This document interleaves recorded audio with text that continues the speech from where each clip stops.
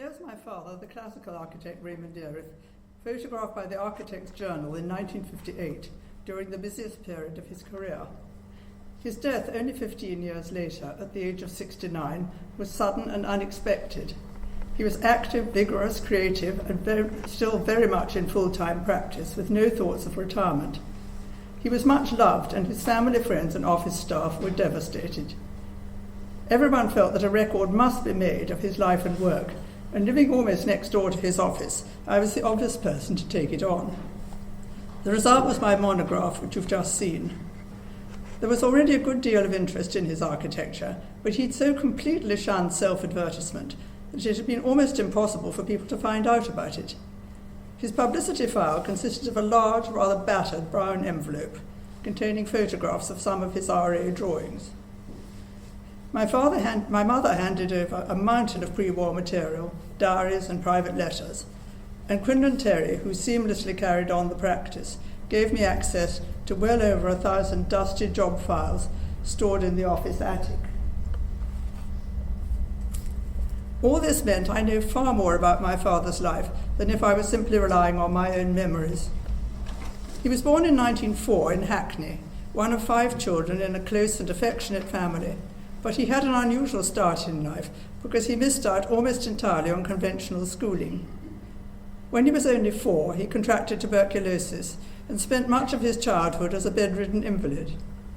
From the age of 5, he spent 3 lonely years in a nursing home in Margate and got used to filling the long hours with reading or drawing and his own thoughts. It gave him an independent and original way of thinking, turning ideas over and over in his mind, and great determination. He made up his mind he would get well again, especially after he had overheard his doctors saying they didn't expect him to survive. In his teens in bed at home, he started designing imaginary houses for relations and friends. His father was a mechanical engineer, and his mother was interested in the arts and crafts, so his interest was fed by the practicality of technical drawings, as well as artistic fashions in magazines like The Studio. By the time he was 17, except for a lame leg and crippled arm, my father got back to normal. He trained at the Architectural Association in London, winning prizes every year he was there. Although the teaching was still traditional, the AA also brought him into contact with modernist ideas, which didn't appeal to him. He didn't like contemporary classical architecture either, and decided to go his own way, which meant looking back to Soane and his period, so as to pick up the unbroken thread of the classical tradition and move it forward from there. After 2 years working for Morley Horder and Werner Ries, he set up on his own. Then for 10 years he was in partnership with one of his student friends, Bertram Hume. The house on the screen, Great House, in the High Street at Dedham, was commissioned by his parents-in-law in 1937 and gave him his first real chance to put his ideas into practice. Since childhood, my father had been a favourite in his family, and after he and my mother moved to the village in 1936, his aunt, parents, sister, and a cousin all followed too, while one of his brothers came to farm nearby. My father's last job before the war was these gates, lodges, and cottages at Royal Lodge in Windsor Great Park for George VI, but they were bombed only a fortnight after they were finished in 1940, and as you can see in the colour photograph, they were sadly much altered when they were repaired after the war. My father wrote ironically to Hume that there was now no trace of his art. A number of other buildings in the Great Park were in the pipeline, and at this point his career would surely have taken off. But everything came to a halt. Hume went into the army. My father, who wasn't eligible for active service, wound up the practice and became a farmer. In 1934, he'd married my mother, Pamela Jackson, who'd also qualified at the AA, but she was 6 years younger, so they didn't coincide there. The little terrier in the picture came with her as part of the package. His death in the 1940s upset my mother so much that they never had another dog. After that, like a lot of their artist friends, they had cats, usually 4, who were great characters. In 1936, my parents decided to move to the country, within commuting distance of the office in London, and were searching for, within a 50-mile radius of London, when they came to stay for a weekend with Hume's aunt, who lived in Suffolk. Hume, who was learning to drive, took them out for a spin. My mother said it was such a terrifying experience that when they got to Dedham, they insisted on getting out for a bit. It was then that they found Delbrook House was up for sale and decided to buy it. Having grown up in suburban Surrey, my father had a romantic attachment to the countryside, and especially the Stour Valley, where his ancestors had come from. He was a founder member of the local Preservation Society and spent the rest of his life doing whatever he could to protect the beauty of the Dedham Vale. The inevitable preservation battles were part of the fabric of our childhood. My mother completely supported his architectural standpoint. When they were first married, she had worked in his office, but after my eldest sister was born, domestic life took up all her time. She had a very good eye for style in decoration and furnishings, and clothes too.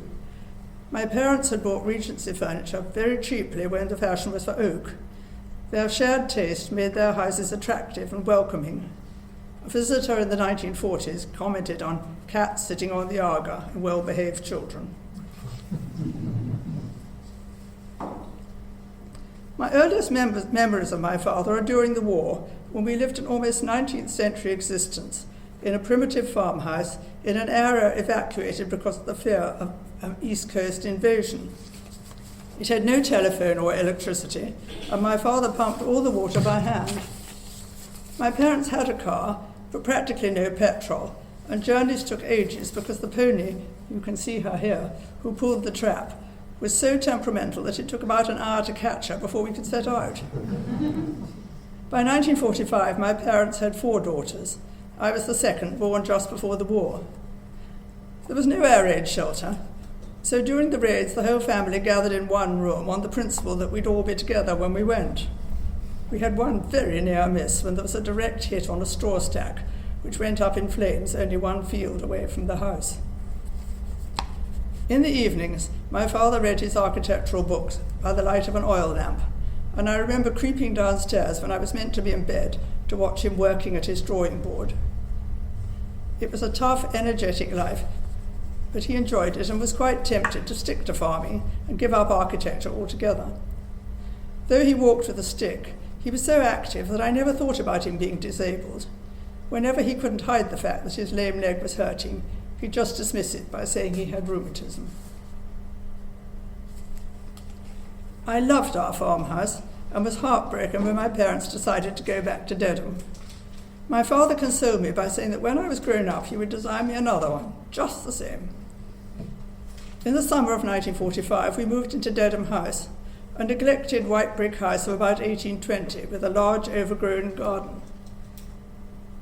The shabbiest rooms were given a coat of distemper, but materials were rationed, and the ancient wallpaper in the bedroom I shared with my sisters had to be held up with chewing gum, which was our version of blue tack, until the late 1950s. In 1946, my father set up a practice in Ipswich, though building licenses and shortage of materials made serious architecture impossible. He could get jobs, but he couldn't build them. The one outstanding exception was this terrace with 3 small houses in Albury Walk, Kensington, built in 1950, which qualified for a license because they replaced bomb damage. Like many of his jobs, this came through a personal recommendation, in this case from Muriel Rose, who'd owned the little gallery off Sloane Street before the war. Later on, his name would often be common to the short lists drawn up by several people consulted about the choice of an architect. Until the mid-50s, my father spent much of his time building council houses, doing mundane repairs and bathroom additions, and designing things like utilitarian farm buildings and industrial loading bays. One of his clients liked to boast later on that his piggery had been designed by the architect of number 10 Downing Street. My father was an orphan in London at this time, and kept in touch with both the AA and the RIBA.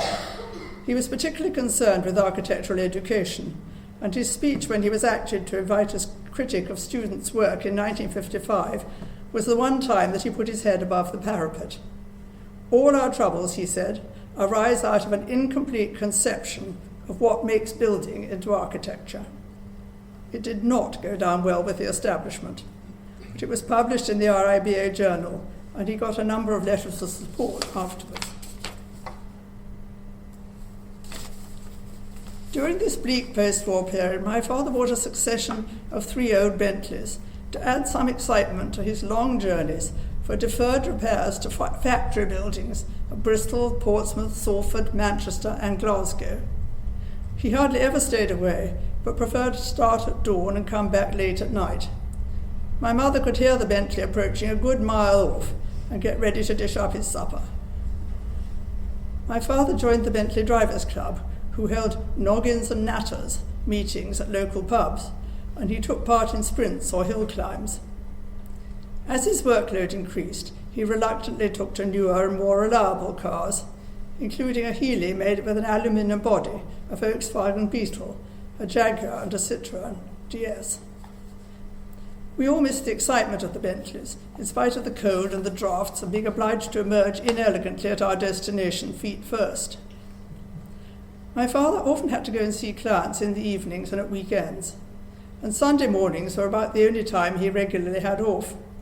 My sisters and I used to help him polish the Bentley, or he'd take us for walks, which seemed terribly daring because he assured us they were trespassing.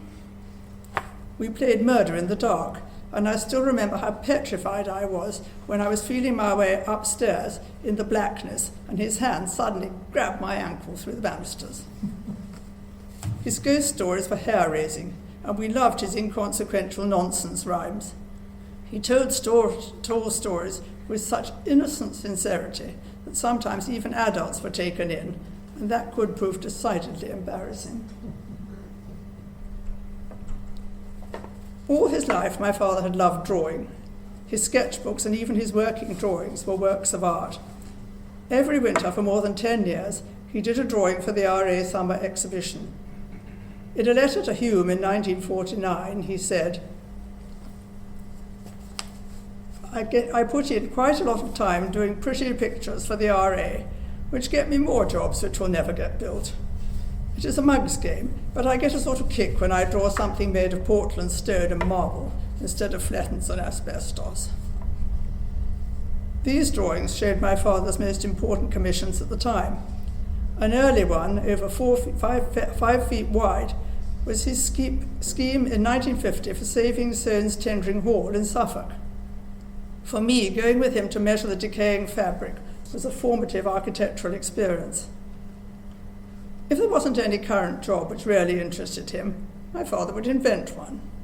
On the screen you see his equally large drawing of the Redoubt, for a mythical client free from post-war building restrictions, shown at the RA in 1949. When I asked him who Mr. Freeman was, he wouldn't tell me.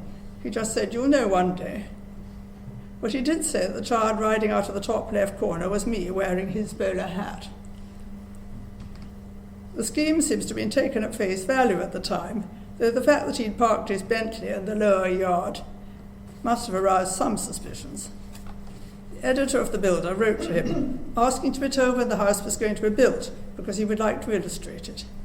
My father sent a deadpan reply saying he very much doubted whether he would live to see a license for it.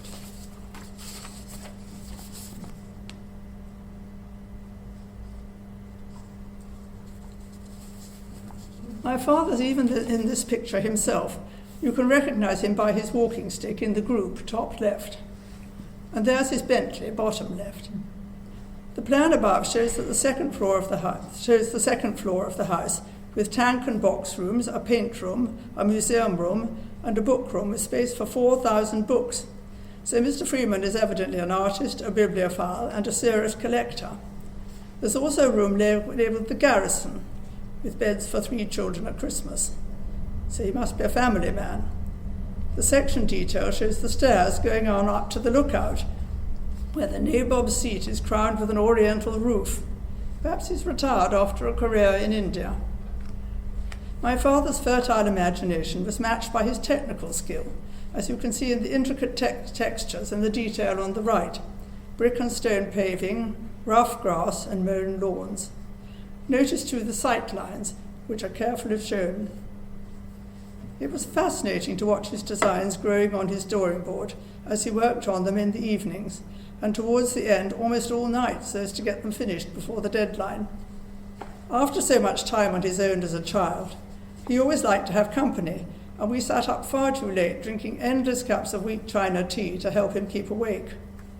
While he needed his full concentration for a bit, he'd switch off what you were saying to him, then rather disconcertingly carry on some time later when you'd completely forgotten what you'd said. The hall floorboards were rather whippy, and if he heard anyone approaching the door at a tricky moment, a frantic voice would call out, "Don't shake!"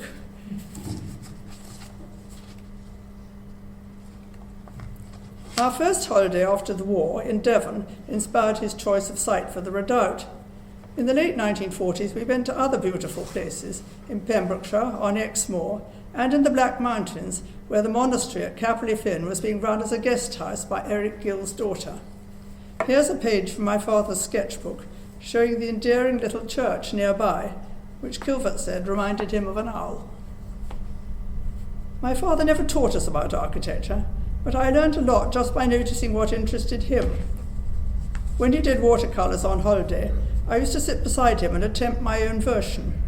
I was no good at it, but it did get me used to looking really carefully. In the autumn of 1948, my parents took me with them to Denmark and Sweden, an astounding contrast with austere post-war Britain. My father hadn't been able to afford to visit in 1933 when he and Hume were joint winners of an international town planning competition for Stockholm, and he must have been keen to see the modern Swedish architecture, which was so influential during his time at the AA. We also went to Skansen, where being 9 years old I loved the zoo, was a bit too young to appreciate the interest of its vernacular buildings.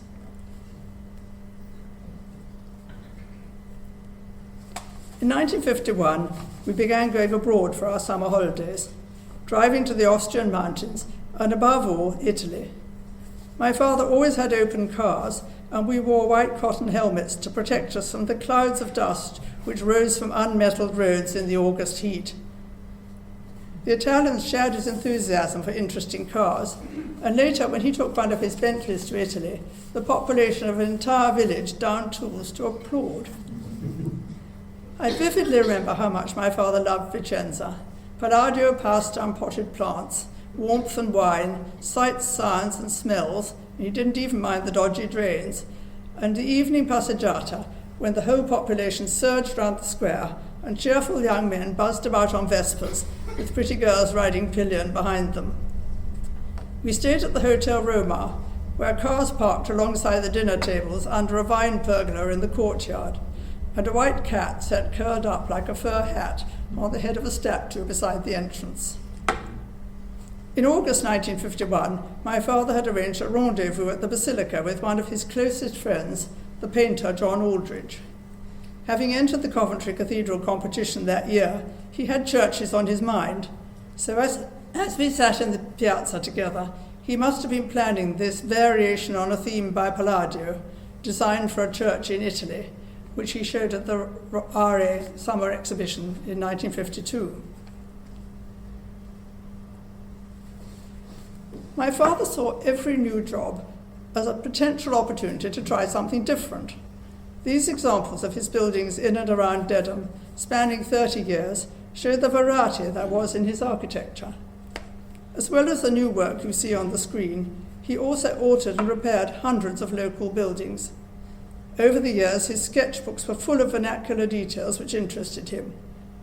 He found simple country architecture inspiring and admired its practicality, always important in his own work, and its genuine economy, not cheapness, but value for money. When he had to use cheap materials, he made them look, as he put it, respectable. The village hall, third down on the right, on the screen, was built in 1957 out of breeze blocks with a corrugated asbestos roof, and I remember the lengthy struggle he had to get planning permission for it. To its left is a garage for his sister made out of Pensiondorf railway sleepers. In his work, experience was never wasted, and you can see how the continuous frontage of the very basic council houses he built in 1949 in the centre at the top matured into his design for a row of houses in Dedham, top right, 20 years later.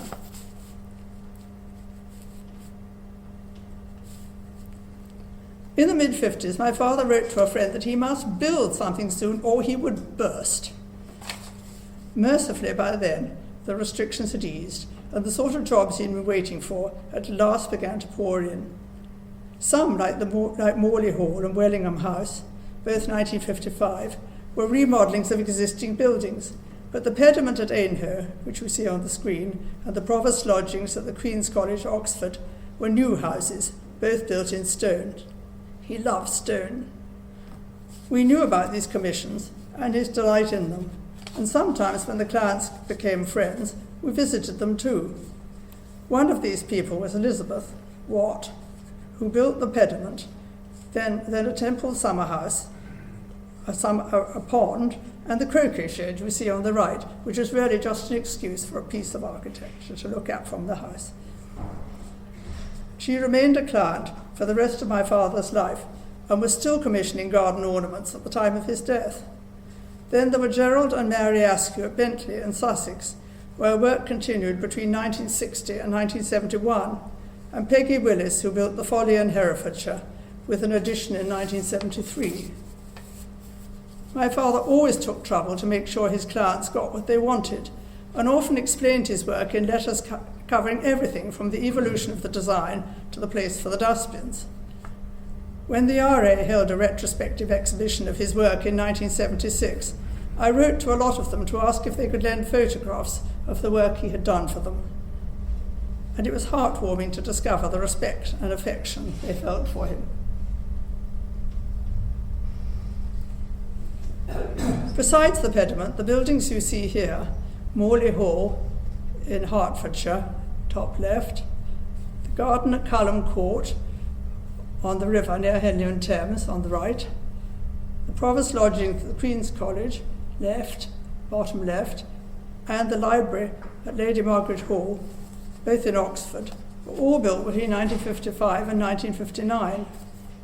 This was an incredibly busy time at home. The house was full of our young friends and all sorts of other visitors. Looking back, I'm amazed that with such an enormous workload, he was completely involved in family doings and social life with local friends, including like-minded people who attended the exhibitions at the Minories Art Gallery in Colchester. Years later, I discovered that he wrote to a friend that trying to keep up with so many jobs at once was driving him out of his wits as well as upsetting all his clients. In spite of this, every building was entirely his own. He never delegated any aspect of design, and having known lean times, he was loath to add to the payroll. Coinciding with this flood of work came his appointment in 1958 as architect for the reconstruction of numbers 10, 11 and rebuilding of number 12, Downing Street.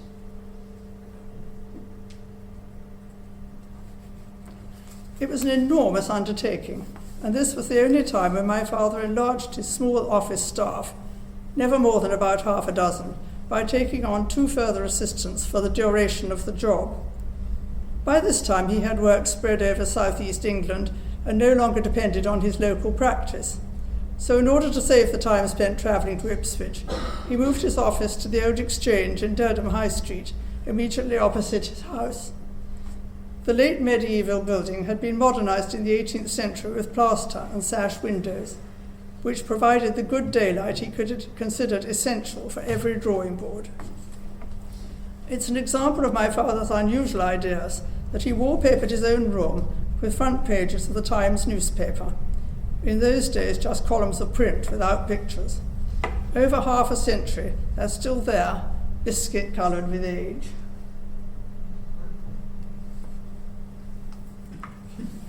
The buildings at Downing Street proved to be in a far worse state than anticipated.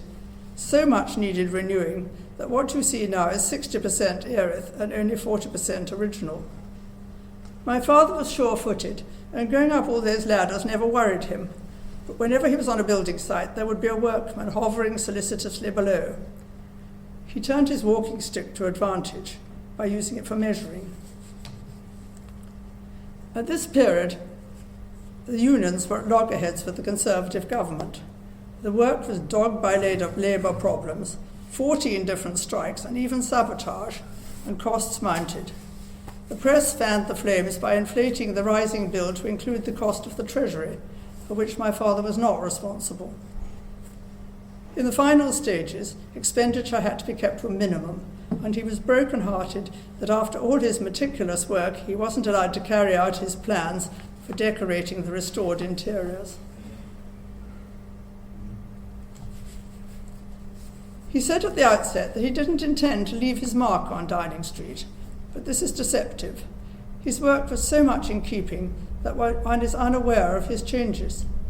Few people realize, for instance, that he extended the familiar front of number 10 eastwards by 2 bays. Number 12 is entirely my father's work, and in the courtyard of number 10 is an amusing example of what he called built-in history.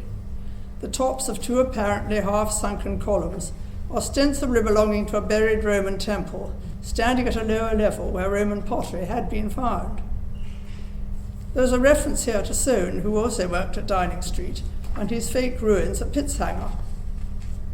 All my father's architectural jokes are a fusion of complex sources and practical logic, and this one provided the massive, short, squat pillars that were needed to support the wall above. When he talked about his cribs, he meant sources of ideas. Inspiration might come from classical examples in the books which were in daily use in his office, or it could be something he'd noticed in the buildings around him. It was never a matter of copying. Crib and it comes to, is what he said. His sources for Jack Straw's Castle, built in 1963, were the most numerous and integrated of any I've found. As the inside unwittingly reveals, if you see bottom left, this was his classical version of a formless 60s modern building.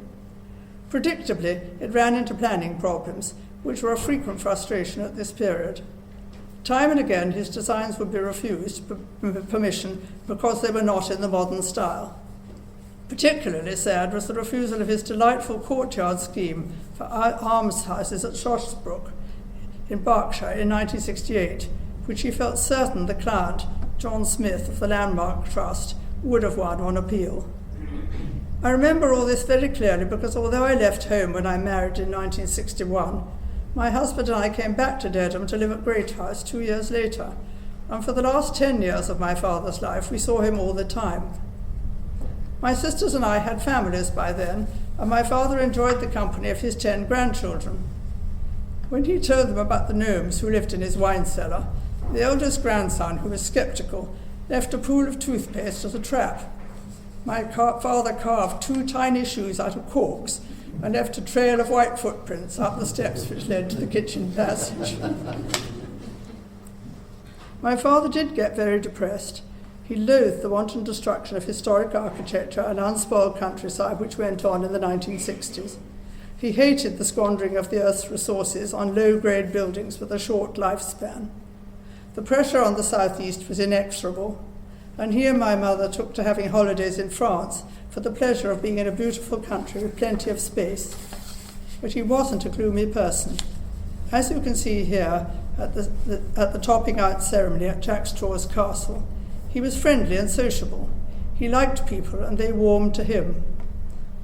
Donald McMorran, who was a friend, had written to him as early as 1955 about a growing reaction against so much arid post-war architecture, and he got a lot of encouragement from an increasing number of visitors who admired his work, including some of his daughter's friends. It was now that John Brandon Jones introduced Quinlan Terry, who came as his pupil in 1962 and became his partner 7 years later. The knowledge that the practice would go on after his time made all the difference. My father saw the potential of Quinlan's skill in lino cutting to represent his designs at the RA summer exhibitions, and this also had the advantage that it got Terry's name known. This is Quinlan Terry's lino cut of Wivenhoe the Park, the first one he did, which was to look like a page from Palladio's Quattro Libri.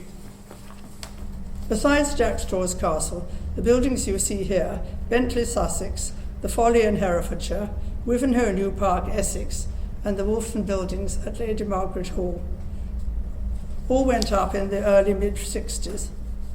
As well as the buildings I've been showing you so far, there were also major alterations and additions, houses he completely remodelled, designs for interiors, a good deal of minor work, and all his unexecuted designs. Downing Street had raised his profile because he was modest and retiring by nature, and also because he couldn't spare too much time away from the office. He refused almost all invitations to give talks or get involved in professional and preservation societies, but he did become a member of the Council of the National Trust. He enjoyed the congenial get-togethers of the FABs, the Foreign Architectural Book Society, and the dinners at the RA. He was made a Royal Academician in 1959 and appointed to the Royal Fine Art Commission the following year. He served on it for 13 depressing years, trying with John Betjeman to limit the appalling damage inflicted by planners and developers on England's towns and cities.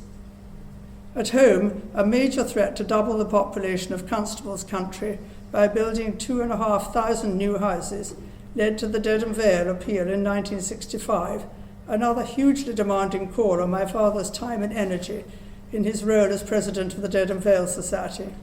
It was ultimately successful and led to the designation of the Dedham Vale Area of Outstanding Natural Beauty in 1970.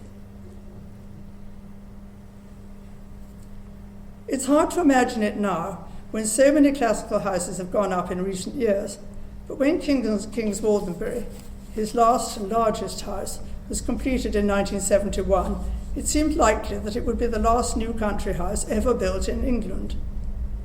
My husband suggested to Quinlan Terry that it would be interesting to have a complete record of the construction of what seemed doomed to be an obsolete building type, and Terry's King's Walden Notes, published in facsimile in 1988, is a fascinating account not just of the building itself, but of how harmoniously Erith and Terry worked together on it. The house is designed in Venetian feet to give a more generous scale than most English buildings, and draws on my father's intimate knowledge of Palladio. It is also the culmination of more than 40 years of practical experience. Even in this formal classical house, there are small vernacular details, like the ventilation above a cupboard door, which you see bottom left, and hint of my father's quirky humour in the small schematic face of the rainwater drain in the service yard.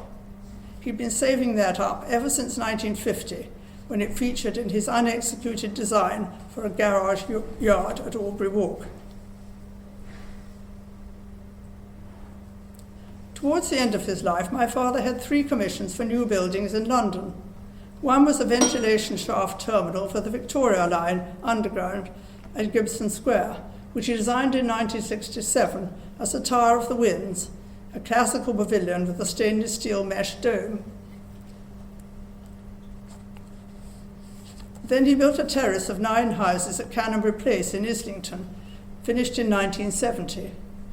And in 1971, his largest public building, the Common Room building at Gray's Inn, with the buttery attached to the hall. It's still there, but sadly much mutilated by an addition that's just been jammed onto the front of it.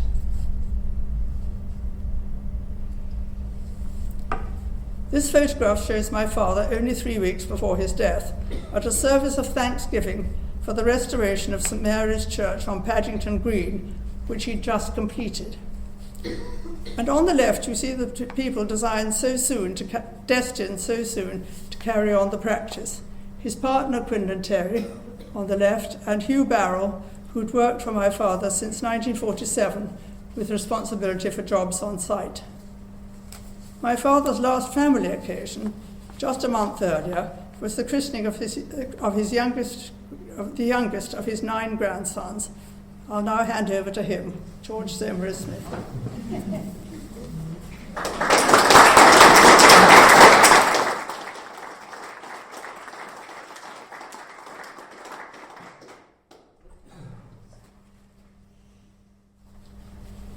It's hard to imagine it now, when so many classical houses have gone up in recent years,